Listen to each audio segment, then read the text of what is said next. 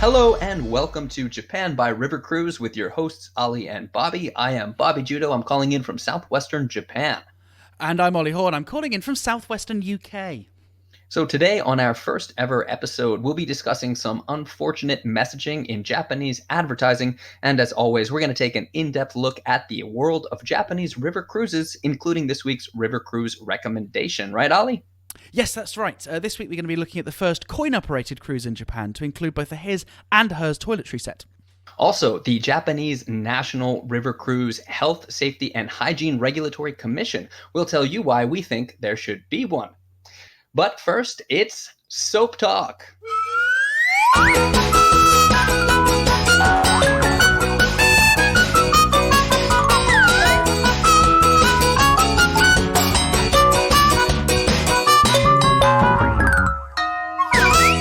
All right, Ollie, Soap Talk is our first section. It does not mean small talk, but we call it Soap Talk because... Because I can't pronounce small talk in Japanese. That's right. What's small talk in Japanese, Ollie? Sekken banashi. Nope, that is Soap Talk. Try again. Sekken banashi. Nope, still Soap Talk. This is a tough pronunciation issue in Japanese for a lot of foreigners, but there's no chichaitsu. There's no glottal stop there. It's sekken banashi. Yeah, well, I'm adding a glottal stop. Yeah. Sekken banashi. It's sekken is soap. Sekken is the world. So the world talk is small talk. So it's sekken banashi. Well, let's talk about soap. Right. I don't want any listeners confused thinking that Soap Talk is like our section where we introduce Japanese. Don't worry about that. Yeah. Don't worry about that. We don't have any listeners. Cool. So since this is our first episode, let's go ahead and introduce ourselves. Tell us about yourself, Ollie. I'm into drawing and I'm single. So I met Bobby in Japan. Well, in fact, I can always date when we met because your babies weren't yet born, right? And like you were an expecting dad, and you were really anxious at the moment they were born. Your life would be over, so you're trying to have as much fun, boozing, and doing interesting things before your children got born and you got boring. I don't remember it that way, but that's cool. That's certainly the energy that you were giving off. And how old are your children now? They just turned 4. Okay, so we must have met just over 4 years ago, where I was running a stand-up comedy night in Fukuoka, which is in the south of Japan, while I was a postgraduate researcher in international trademark law and other interesting things like that. Fascinating stuff.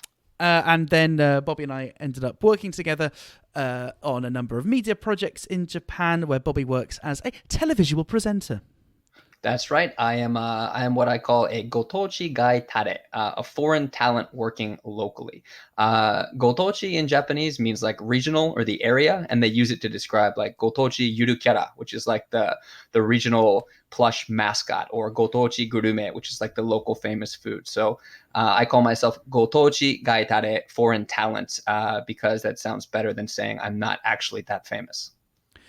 Right. And something that I always found really funny when I was doing this work is they would never refer to me as a reporter. So even if I was reporting on a TV show which had nothing to do with my foreignness, it would still stay on the script, Gaikokujin reporter, foreigner reporter.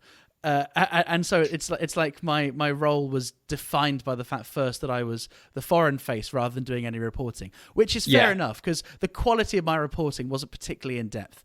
As you once described the work, it's essentially declaring stuff to be delicious. Right. So Ollie studied copyright law at a Japanese university, but also is a stand-up comic and was a minor television personality. I started on YouTube and then I moved into local TV, and now I do some national TV things as well.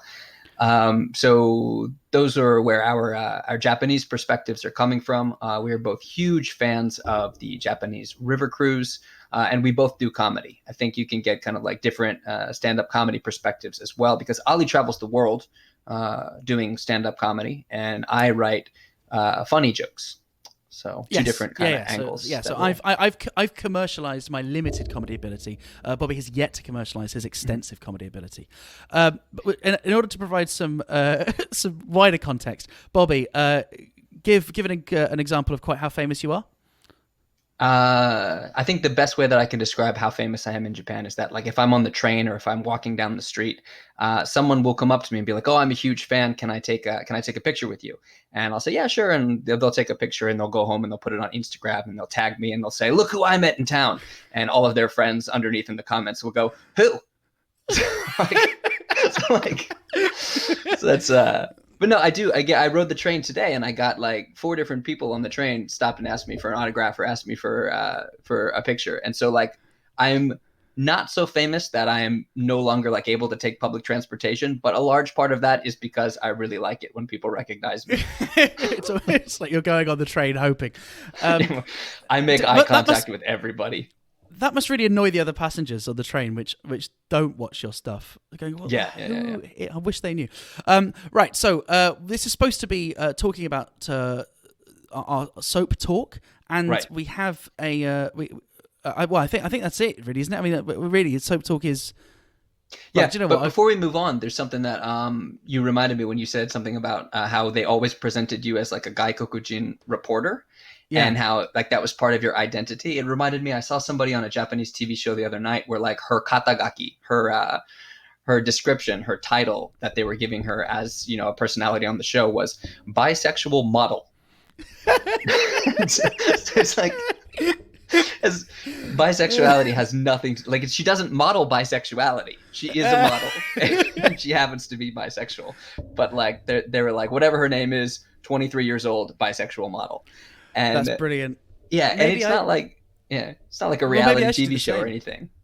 Well, yeah, exactly. If her bisexuality had anything to do with it, and that's kind of what we wanted to talk about a little bit today, because a lot of times in the Japanese like public-facing media and entertainment and things that are produced for public consumption have these unfortunate messages that are so tied into kind of backwards conceptions of gender identity, of cultural identity and things like that. So one story before we get into like the real bulk of the podcast. The actual news, before we do the actual news, and before we talk about the cruise. This was something that happened in like 2016, but just recently it blew up on the internet, was this kimono store started advertising their kimonos with these really, really unfortunate tags.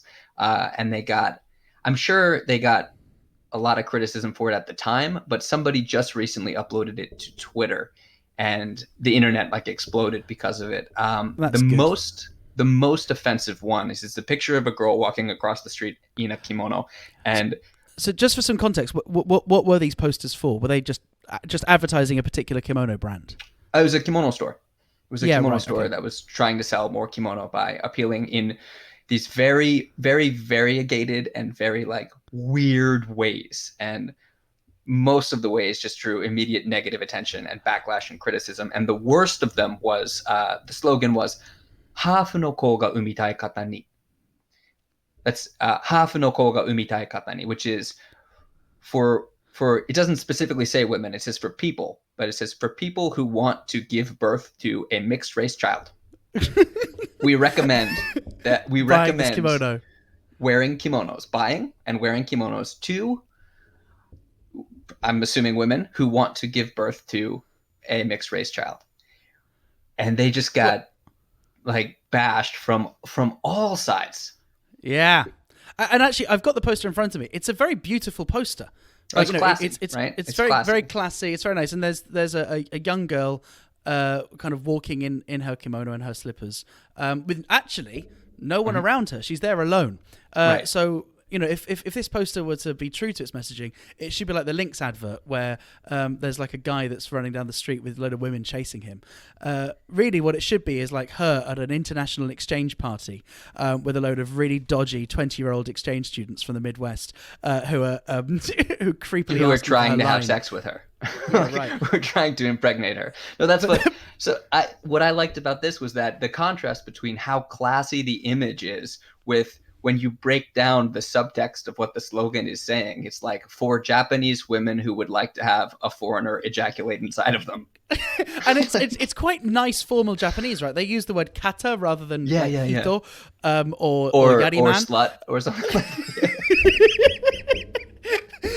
So what was great to me about this was that it united foreigners and people of mixed descent who were like, we are not accessories, we are not status symbols, we are not somebody whose sperm is to be harvested for your like, for your fashion needs, with the Japanese alt-right. And the Japanese alt-right, they call them the uyoku, or like the net uyoku, I guess is more the term for the alt-right over here. But like they were equally incensed because What were they here cross is about? this the idea that you would use this traditional Japanese cultural item, this concept of Japanese beauty, to try to encourage foreigners to fuck your women. So what would they prefer? I'm assuming that they would prefer to fuck them themselves. Right. So maybe we've got to the heart of this. Maybe the thing they're actually cross about is the fact that they're not having sex themselves, and they're worried that this advertising campaign might just tip the balance for women that Right. would otherwise have sex with them. Well, I think, involuntary celibacy is a large part of what creates the alt-right or the ultra-right wing in any country right now. But this was not the only message.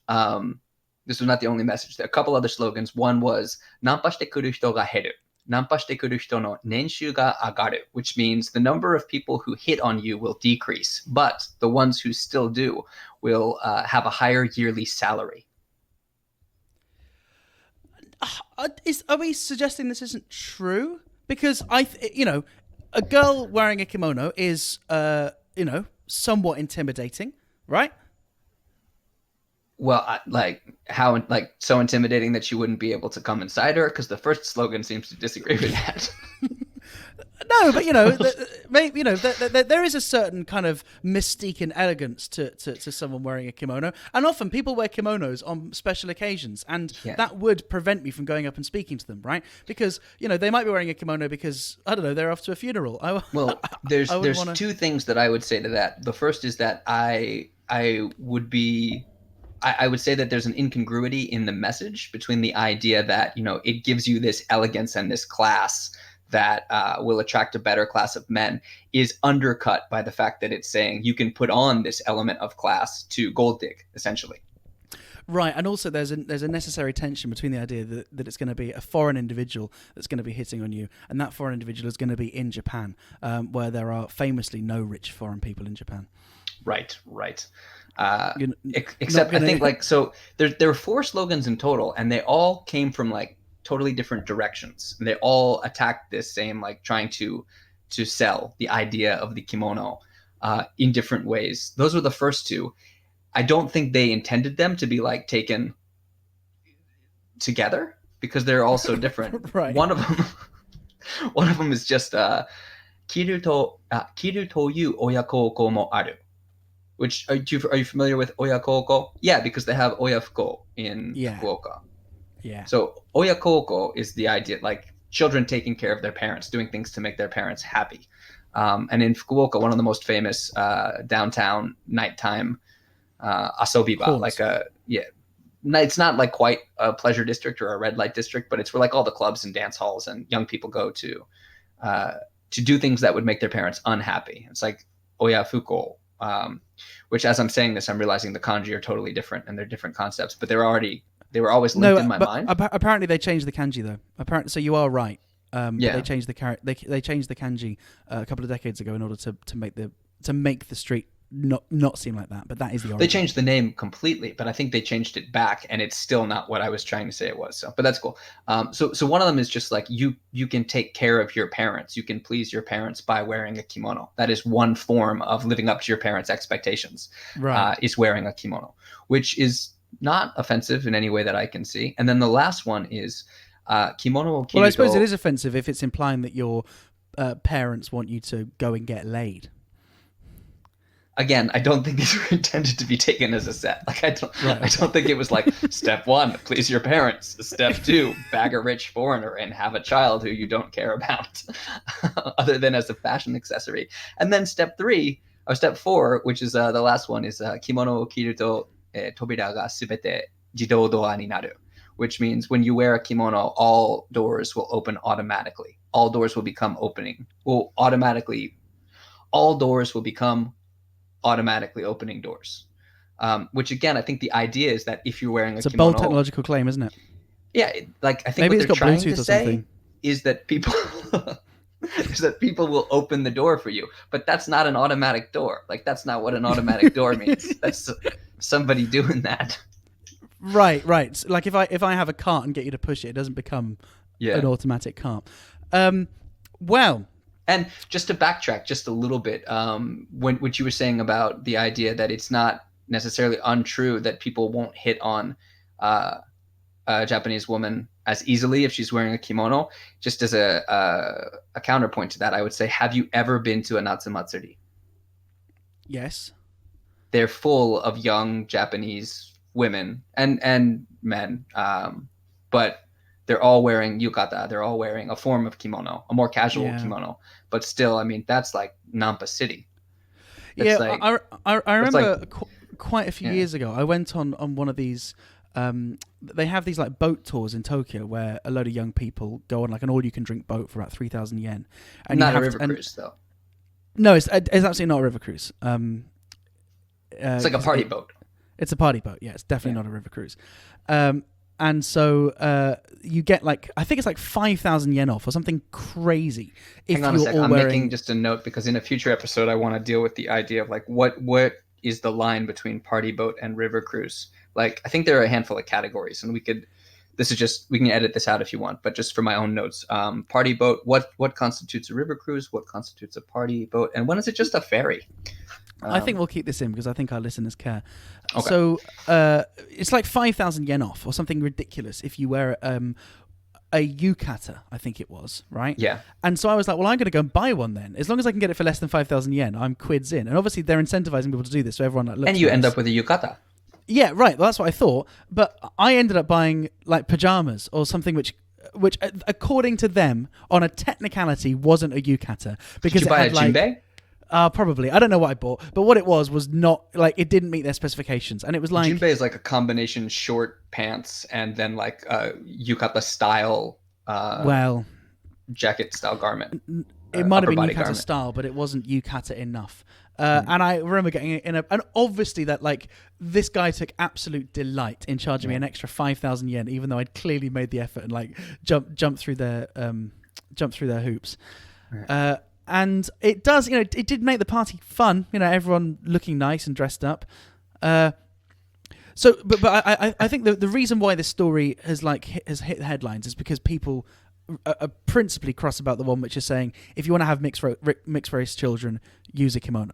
Wear Yeah, wear you a reminded kimono. me. I was thinking, like, I was thinking the idea that like you wear a kimono, wear a yukata to get in for a cheaper rate. They also have a lot of parties where like you can get in for free if you're a foreigner, or for half price if you're a foreigner. Oh, that's true. Yeah. So if you had one of those like combination parties, you could definitely hook up those women who want to have mixed race babies with cheap foreigners. But this is, I mean, for people that perhaps are less familiar, this is actually a thing, right? Such is the such is the strength of the messaging that having a mixed race child will somehow improve the quality of your life, right? Because mixed race children are seen to be, either better looking or more talented or bilingual or whatever. Yeah, I've seen dating profiles specifically saying, I want a mixed race child.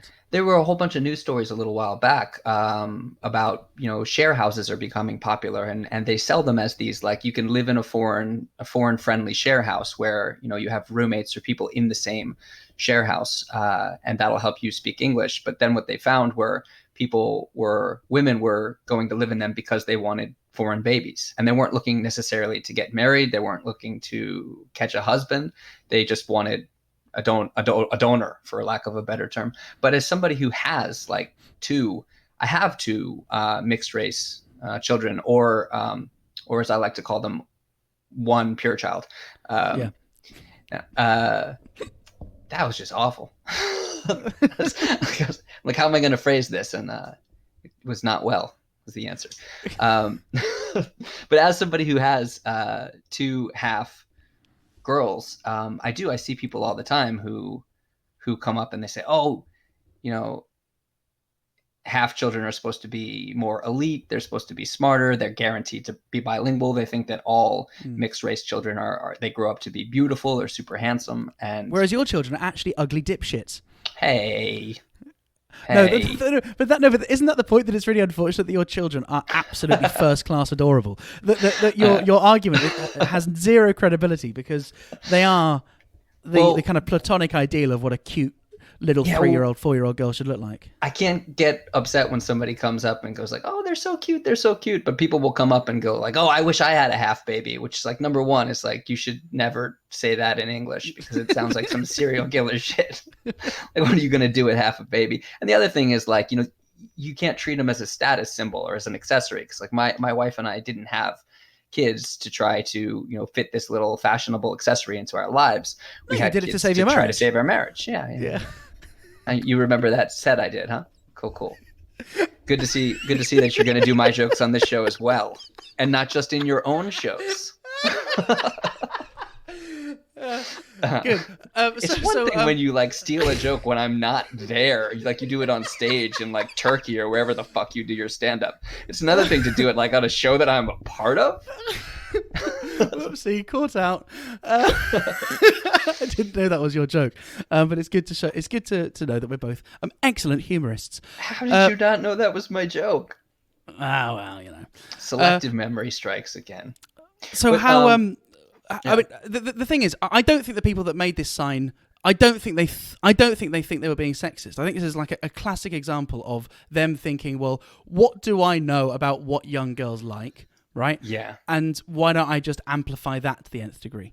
Well, I think that it's a level of ignorance about like not being able to perceive the negative responses to this, but it also is one of those things where you're like, how many meetings did this go through? And the fact that it's not one slogan, but like at least 3. The Jidodoro one is not offensive, but it's just bad. Like, it's just poorly crafted. And like, how many levels of marketing meetings did this get through with nobody sitting there going, do we really want to associate like trying to sell the kimono, the appeal of the kimono, as something that foreigners are going to flock to and then impregnate our women because of? Yeah, and I wonder whether they were thinking long term, whether they were thinking, well, what we need to do is to sell these kimonos to these young girls, get them very, very horny, make them procreate, and then upsell a dry cleaning service, because kimonos are famously hard to wash. I was going to say, I think the only really good way that you could kind of look at or interpret this for women who want to give birth to half children or to mixed race children, like the only way that this works for me is if they meant it literally, where it's like we recommend a kimono as birth control. like you use a kimono as birth control and it won't be effective in that. But I thought of a handful of things that I think that the slogan would be like more appropriate for. Like hafu no ko ga umitai kata ni would be a better slogan for like a Halloween nightclub party in Roppongi. Yeah. Or like an abandoned van outside of an American naval base. Naval base. Or it'd also be good for like that pile of tissues under your desk. Excellent humor there from Bobby Judo.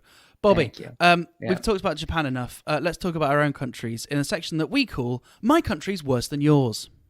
Yeah, this is important to me because I did YouTube for a long time, and anytime you say anything online or for anywhere for people who like Japan to tune in and listen to or to find, or for Japanese people to find, you say anything even remotely critical, and the reaction is, get out of our country. If you don't like it, why don't you leave? Already out. They sound a lot like Americans. But I just want to point out that like finding fault with a country does not necessarily mean that, you think that country is awful, you think it's terrible, or that you think your own country is better. So what I wanted to do at the end of each of these sections is to kind of do a segment called My Country's Worse, where we also point out what's awful about our own country that week.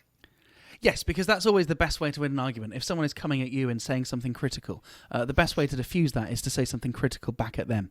Yeah, and it's on that basis that we're fighting fire with fire. I'm going to go first. As we're recording this, we're in the midst of a leadership election. Where are you from again? the UK. You might be able to tell that from my impeccable dress sense. And It really comes through on the podcast, man. Thanks, ma'am. Uh, and so basically, the way that our constitution works, or should I say, doesn't work, is we don't elect our prime minister. What we do is we elect a local member of parliament, and then those member of parliaments, they club together in parties, and they're not the kind of parties that we've been talking about in Roppongi, boring political ones. And then that party has a leader, and that leader is normally the person that can command a majority in the House of Commons, and they're asked by the Queen to form a government. And so because Theresa May resigned because she realised she was useless, there's now an election within the Conservative Party. What that means is that it's not the general populace that are voting, but a very small section of Conservative Party members. Conservative Party is our right-wing party. They've kind of lurched even further to the right as a result of the Brexit Party and formerly UKIP stealing some of their voters. And so the two candidates are Boris Johnson and Jeremy Hunt. Jeremy Hunt, the newsreader's worst nightmare, as they accidentally say a rude word on numerous occasions. Jeremy Hunt, by the way, speaks Japanese. He spent a couple of years he's fascinated by Japan, spent a couple of years in Japan, so we know that he must be a loser. And Boris Johnson, famously one of the worst foreign secretaries that we've had possibly ever. Boris Johnson, such a little... just so little respect or care for the truth that he's now... and I think in an interview yesterday, he was asked what his hobbies were. But Boris Johnson has this thing where he's so good at saying exactly what the interviewer wants to hear. And he didn't have a pre-prepared answer for what his hobbies were. And so he just said, I paint. And he doesn't paint. And so then he had to kind of backtrack and go, what I mean by that is I build buses. And he just got himself a complete He builds nut. buses. Yeah, out of wine boxes, he says. So I'm going to say the reason why my country's worse than America is because your electoral system's bad, but at least our electoral system, at least your electoral system doesn't present a fake choice to the people of the United Kingdom, where both of these candidates essentially have the same policy on Brexit. They essentially have the same voting record. And it's just not offering a choice at all, right? It's like, having these two candidates, it gives the illusion of choice. It's like, if I opened up a babysitting agency and said, well, your children can be in the care of either Kate McCann or Jimmy Savile. Strictly speaking, that is a choice, right? But it's not. It's not a choice you want to have to make. And what's sad is it's like if we have this shower gel, right, called Original Source, which is minty, and it really stings, right? It really stings if you get it in the wrong place. Sauce? Sauce. Original sauce. Sauce, like the tomato sauce? No, like the origin of something. Original sauce. And I was thinking about this in the shower this morning. It's like if someone came to me and said, would you like me to take this original sauce and rub it all over your cock and ball so it stings, or I'll take the bottle and shove it up your ass? Both aren't choices. And the sad thing is that the only people that have a choice in this vote between Boris Johnson and Jeremy Hunt are the 0.3% of the population who are predisposed to liking both of those options. Absolute freaks. And it makes me very sad to live in this country. I would totally agree that your country is worse, just on the basis of how long-winded and dry that was. But I'm doing my best. It's the first episode. We don't know the shape it's taking. Yeah. For anybody who doesn't know, the babysitting options, I think one of them is a pedophile, and the other one I don't know anything about. They were a negligent parent who they hit the news when they went to Portugal, and they went to a restaurant, leaving their children. So one will not pay attention to your kids, and the other will pay too much attention to your kids. Precisely. But Very okay. good. So I'm going to go ahead and say America is worse because our current president was just accused by like the 22nd, depending on which numbers you go by, the 16th credible sexual assault allegation. This one was rape, and he responded to it by saying, first of all, that she was not his type. So I was like, that's insane. And then the accuser, a writer named E. Jean Carroll, went on Anderson Cooper, and when he asserted that most people think of rape as a violent sexual assault, she said, no, I think most people think of rape as sexy. think of all the fantasies. And then when he immediately was like, we have to cut to commercial, but we'll be back to talk more, she was like, yeah, you're a fascinating person to talk to. And that's where like the feed cut. So president accused of rape again responds by saying it's not his type. The accuser then goes on to say that rape is sexy. That's why people fantasize about it. And also that she finds Anderson Cooper fascinating. So just a mess all over the board. But yeah, Boris Johnson and his buses sounds nuts. Well, yeah, and Johnson also managed to do a little bit of Trumpian politics by having the police called to his house for under an allegation of domestic violence. Yeah. Domestic violence has to be violent. I'm not sure if we're gonna continue with this section, because what it means is we're ending each episode with a just really the sad, worst thing. Yeah. depressing thing. Well, let's take a vote. Whose country's worse? Is it Bobby Judah or Ollie Horn? I'm going to vote this week. Because it's the 16th rape allegation, I'm desensitized to it. You got to remember that Japan is an option. Oh yeah, all right. All right. I'll vote for. Yeah, all right. I think I'll vote. I've got a lot of mixed race friends who were very, very cross about this poster. And it doesn't seem like anything's changing soon. So I'm going to vote for Japan is worse. I'm going to actually vote for my country. I'm going to vote for America because even though that poster is horrible and promotes horribly irresponsible attitudes towards parenting, at least the sex implied in it is consensual.